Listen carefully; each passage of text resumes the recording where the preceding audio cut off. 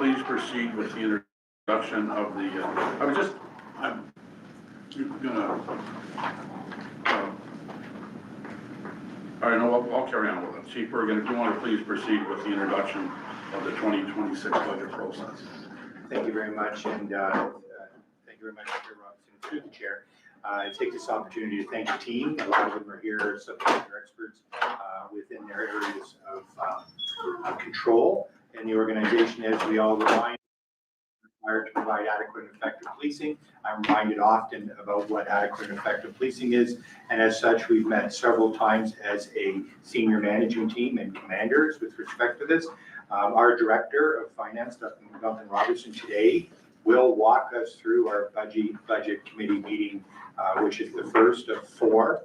I will let you know, and I'll be very clear, part of the conversations and what we did in order to fulfill Section 37(1) of the CSPA, it did have us at an operating and capital pressure of 14.31%, up to and including even today in a meeting that we had earlier this morning, we were at 9.89%. So these numbers today, I believe, are very prudent.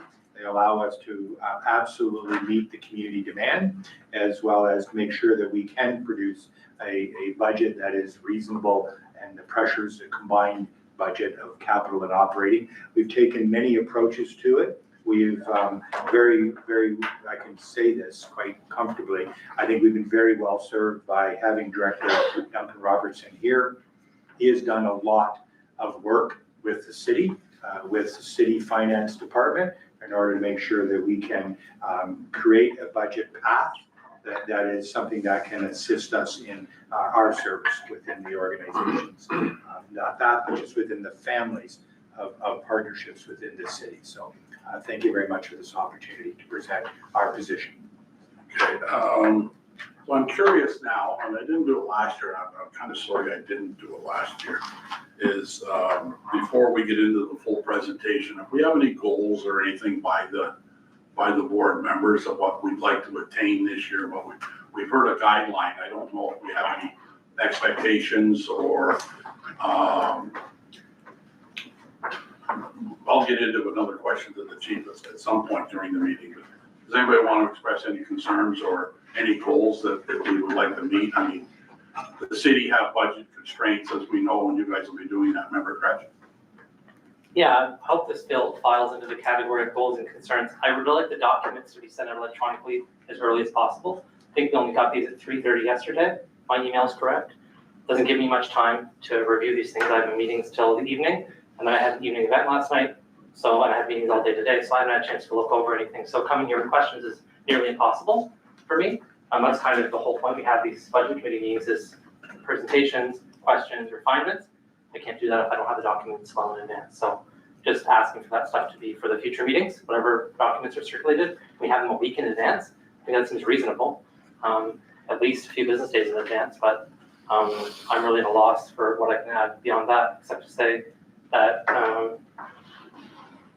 in my past experience here, we didn't have a very clear process for how the board, I'm gonna bring a motion to the board about this. I'm just telling you what I'm gonna do anyway. We didn't have a clear process for how this all really works. So we had contravening bylaws, one that said that this committee was supposed to make a recommendation to the board, and another one that said, didn't say anything at all. Council's gone in a whole different direction with its budget process according to the strong mayor powers. So what we do there should mirror what we do here. And so that's something I'll be bringing to the board for its consideration about exactly how it leaves this committee, ends up at the board and gets to council. So it's not about the actual number in the budget, it's just the process, so it's clear. Lastly, I'll say that there has never been more confusion around a budget item than the police budget in public. If this year we can make sure that whatever we present is confusion-free, that would be amazing. Meaning, we have a single number that we're presenting to the public, or we have a series of numbers we're presenting to the public, and each one is explained carefully. So this is maybe the costs of policing the cities involved in. These are the total costs of policing. Like, I've had to figure this information out with city finance staff after the fact, and it's been excruciating to do that, because then I have to come back to you and go back and forth, and the public's asking what's the number, and the number keeps changing, and then we get to council, it's a different number. So I'm not blaming anyone for that. I'm just saying that the city and the police aren't necessarily very compatible in terms of the way they budget. We ought to be. so that it's really clear to the public what's going on and they have a clear grasp of it. I think that there's been lots of good changes made in my absence based on the recommendations I made in 2023. But I think the last bit we have to get to in terms of the process is that bit.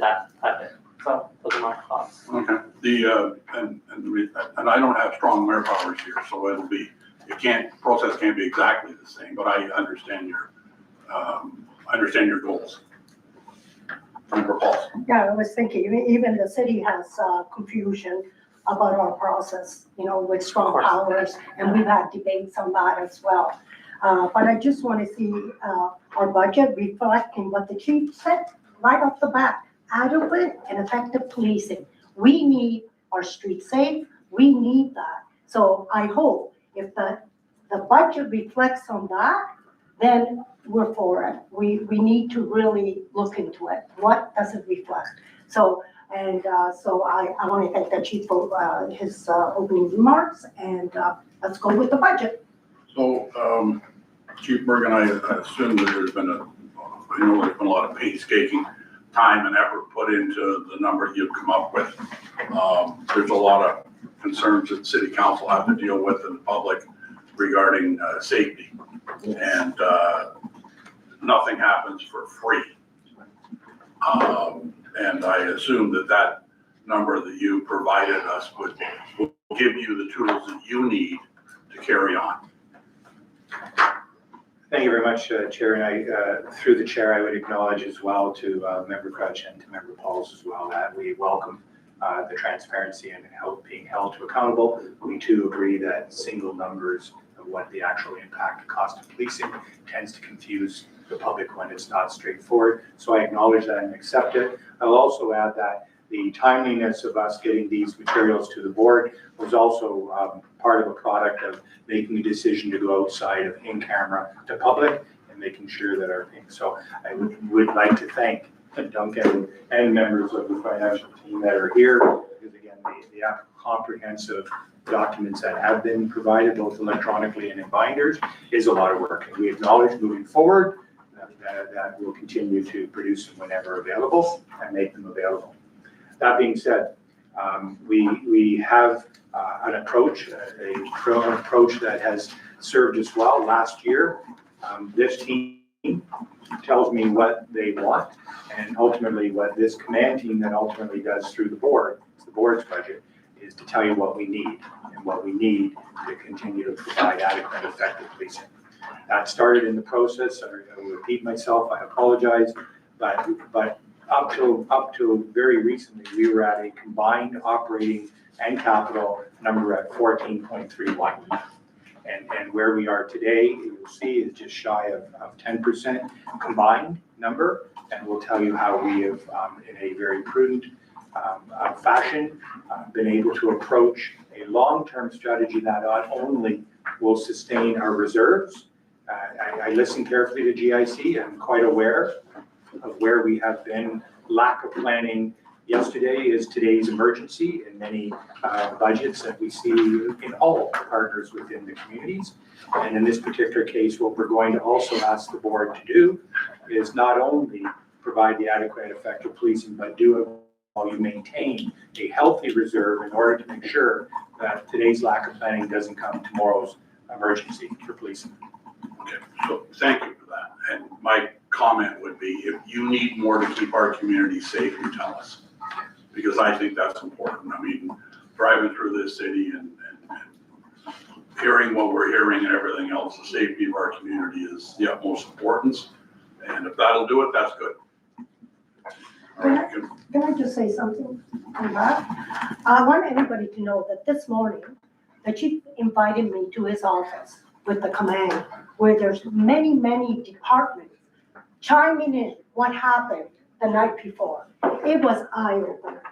I just couldn't believe how every department had their stats of what they did.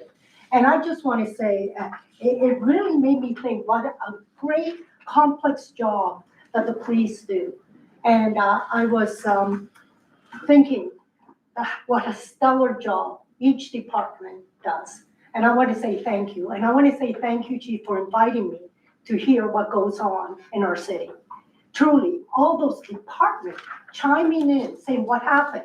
It is amazing. And I challenge if, any of my counselors or even the mayor to come and sit in that morning with you and see what happened the night before and the needs that we need to have. So Chief, thank you. Thank you for inviting me to your office and listening. Member Pauls, thank you, and through the chair. Just to put some context, every morning at 8:45, we do a roundtable conversation. It allows us as a management team, as a team that can learn from every other department of what has occurred in the last 24 hours. And the one thing I did share with you, if you mind me the indulgence, we've now introduced that morning call also to when we actually hire new people, so that as they embark on their journey into policing before they go to Ontario Police College, is that they understand as they sit in the boardroom that when they come back, is that we are watching, we're listening, we are aware, and we support our police officers so that everybody has the same information. So thank you very much, and through the chair, thank you. Thank you. Number 8 on the agenda, overview of the budget. Chief Bergen, please proceed with the overview of the 2026 budget. Thank you very much for that, and I would ask that we could turn it over to Director Duncan Robertson that could walk us through our steps in order to be prepared for this conversation at Budget Committee meeting number 1. Good morning through you, Chair. Good morning, members of Budget Committee. As Chief Bergen mentioned,